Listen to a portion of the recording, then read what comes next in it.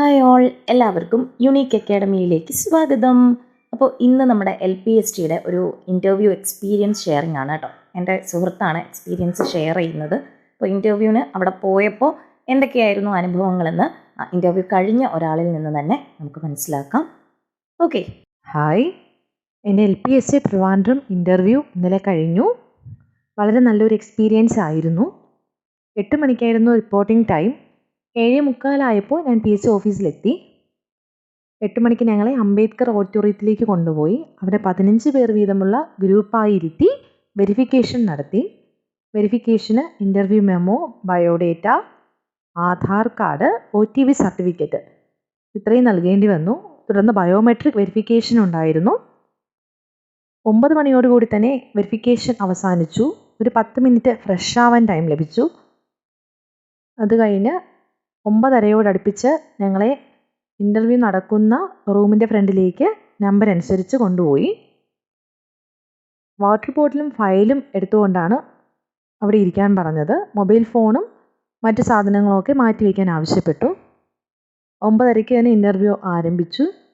ഓരോരുത്തരെയും ബെല്ലടിച്ചാണ് അകത്തേക്ക് ക്ഷണിച്ചിരുന്നത്. ഞാൻ 15ാമത്തെ ആളായിരുന്നു.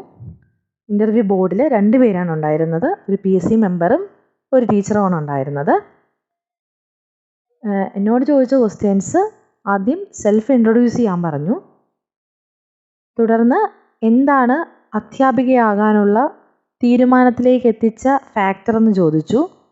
അപ്പോൾ എൻ്റെ ഉത്തരത്തിൽ തീരദേശം എന്നൊരു വാക്കുണ്ടായി. എന്നോട് ചോദിച്ചു, തീരദേശത്തെ കുട്ടികളെ പഠിപ്പിക്കാൻ അവസരം ലഭിക്കുകയാണെങ്കിൽ അവർ നേരിടുന്ന ധാരാളം പ്രശ്നങ്ങളുണ്ടല്ലോ, അവയ്ക്കൊക്കെ പരിഹാരം കാണാൻ എന്തൊക്കെ പ്രവർത്തനങ്ങൾ ചെയ്യാനാകും എന്ന് ചോദിച്ചു. അപ്പോൾ ഞാൻ അതിനൊരു ഉത്തരം പറഞ്ഞു.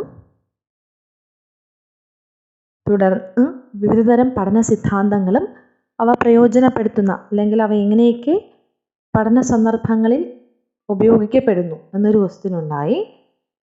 അതിനെ തുടർന്ന് ജ്ഞാനനിർമ്മിതിവാദം പ്രയോജനപ്പെടുത്തുന്ന ഒരു ക്ലാസ് സന്ദർഭം പറയുവാൻ ആവശ്യപ്പെട്ടു. ഈ സന്ദർഭത്തിൽ ചോദക പ്രതികരണ ബന്ധം എങ്ങനെ അവതരിപ്പിക്കാനാകും എന്നതായിരുന്നു അവസാനത്തെ ക്വസ്റ്റ്യൻ.